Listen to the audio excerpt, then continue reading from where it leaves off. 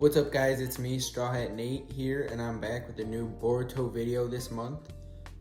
We got Boruto 2 Blue Vortex Chapter 9, titled Ninetales. So the 9 in the title coincidentally matches up. And it's been a while since my last video on Boruto, so I think it would be good to get a reminder of where we're at currently. So last chapter, Jura and Himawari, the two new antagonists of the Boruto manga, came into Konoha looking for Naruto.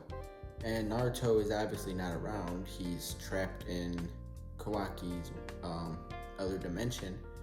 But they do sense something from Himawari, which is explained in this chapter.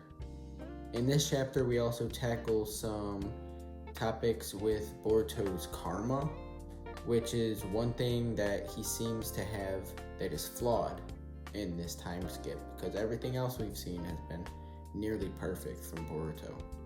But speaking of flaws, Kawaki also has plenty to do in this chapter, including another beating which he takes, which I'll talk about later on in the video. So let's jump right into the chapter from the beginning, right after you like the video and subscribe to the channel, as it would be greatly appreciated. Before we begin, I'll briefly mention that the cover is the trio of Inojin, Shikadai, and Chocho, also known as Team 10. And this trio is prevalent in this chapter, but in all honesty, they don't accomplish very much. The chapter really starts now with Jura standing in front of Team 10 along with Himawari. Himawari is Jura's entire focus, which is not what he expected to find when following the chakra signature that he was following. Then Jura proceeds to show off his intellect by recognizing Team 10, who were led by Moegi Katsuragi, which he learned from one of his books. We've seen him every time he's appeared studying these books, so he's getting really smart. And Shikadai, who is the clear leader of Team 10, takes charge by asking Jura what he wants here, and Jura answers with Naruto, as we know. He then reveals that he was following the Ninetales chakra, and it brought him here to Himawari. Although he doesn't know the full situation, Jura gets to attacking because he knows he can easily overpower these kids, and he uses a form of wood style to grab onto Himawari in like a tree, but then Team 10 actually accomplishes saving her. The Inoshika-cho trio does a coordinated move to break her free, but Jura is just standing there, not really trying yet. The Shinju might have to start actually trying soon though, because help is on its way, and Shikadai is currently on a call with his father, the Hokage Shikamaru, about Jura being here after Himawari. Meanwhile, Amado is watching the security cameras of Konoha, and it seems that he's confused, showing that these Shinju are a new mysterious threat, separate from the Otsutsuki, which Amado is an expert in. Now, we entirely cut away from Konoha for a sec, where Boruto is with Kashin Koji. This is a very short scene, but we can take away a lot of information from it. First of all, the two of them seem to be in Orochimaru's hideout, or someplace relating to snakes, which could mean that Boruto has been training with Orochimaru over the time skip. And then we also get an explanation here of the way that Boruto teleports through these frogs, and he actually does so now, entering Konoha. So back in Konoha, they are still discussing their confusion with why Jura is following Himawari, and even Jura himself is confused. This whole chapter seems kind of repetitive to me because of how much they yap about how Jura is so confused about following Himawari, but Himawari also has no idea what he's talking about, with her having the chakra of the Ninetales, but that changes shortly when she finds out at the end. Jura says that he's gonna eat her, which is very, very weird if you ask me. But this is just how he's gonna find out what her relation to the Ninetales is, because he needs to consume the Ninetales anyway. And before he starts attacking, we once again cut away though.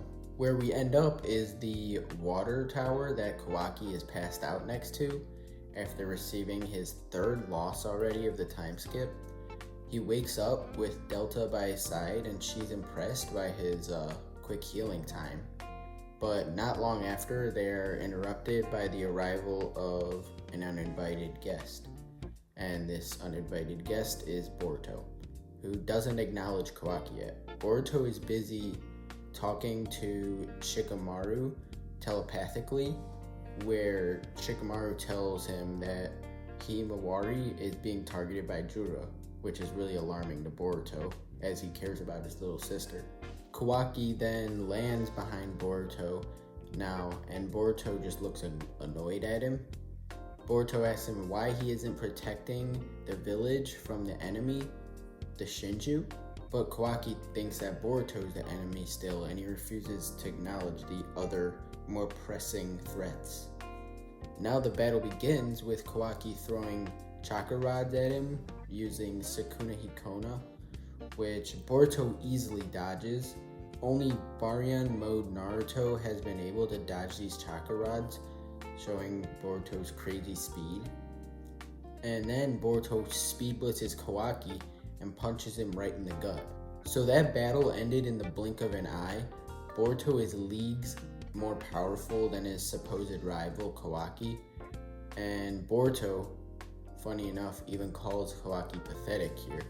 And the reason for this power gap is simply because Kawaki refused to train over the time skip. I guess he just didn't feel the need to, whereas Boruto trained a lot. And Kawaki is offended and humiliated now, so he activates his Karma Seal, which actually works in his favor. Boruto's Karma Seal starts tweaking out, leaving him no choice but to retreat, and it seems that Boruto's Karma Seal resonates whenever Kawaki uses his Karma Seal nearby, which is a problem because Boruto is going to go out of control and Momoshiki might take over. So this is the first flaw that I've seen in the time skip that Boruto has, and Kawaki, if he's smart, can actually take advantage of this flaw in the future whenever they fight again. Now for the last scene of the chapter, Team 10 fights Jura, if you can even call it a fight. Shigerai attempts to use shadow paralysis on Jura, but he is unfazed, and all he does is create a dense ball of chakra that looks kind of like a tailed beast bomb. Maybe it is a tailed beast bomb, using his Rinnegan Eye. And within seconds, this ball explodes, dealing significant damage to Shikidai and Chocho, who are standing right in front of him. Inojin, the other member of the trio, is flying on his Inkhawk with Himawari also, and they're safe from the blast, so they then swoop down to pick up Shikidai and Chocho, who aren't too gravely injured. Jura and Hidari discuss how Team 10 must be dumb because they know that he's only after Himawari and they could have just left her. So it shows that the two of them still are unable to comprehend human relationships and human emotions, and they think that human life is just something to leave behind. Now, while they fly away on Inojin's hawk, Himawari insists that they leave her behind for her to run away by herself because she knows they're only after her. But there's no way they'll do that because Himawari needs to be protected. And then she closes her eyes and she enters her inner soul where the tailed beasts are usually shown. And what do you know, behind her appears the nine-tailed beast, Kurama, except in a baby form. So if they couldn't yap about it enough in this chapter, now the end of the chapter proves that Himawari is the new Jinchuriki of Kurama. And nobody should get mad that Kurama is back, because it has been stated since the start of Naruto over 20 years ago that tailed beasts always revive when they die. So that's it for the chapter.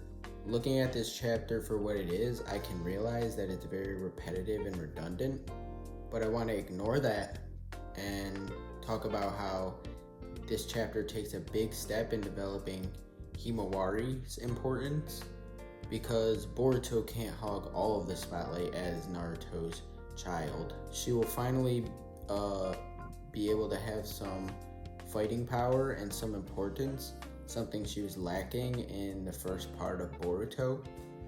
And Boruto, though, shined in this chapter too, with his easy victory on Kawaki, but that came with the revealing of his possible weakness in his Karma Seal. And then Jura and Hidari seemed really slow in doing practically anything this chapter. They only fight when provoked, and they seem to just focus on learning about like humanity's feelings and emotions. But the Shinju are still definitely a grave threat, and they will be pursuing Himawari next chapter. So tune in next month to see what goes on with all that. So if you made it to the end of this video, thanks for watching. Like and subscribe to show your support, and I'll see you in the next one. Bye.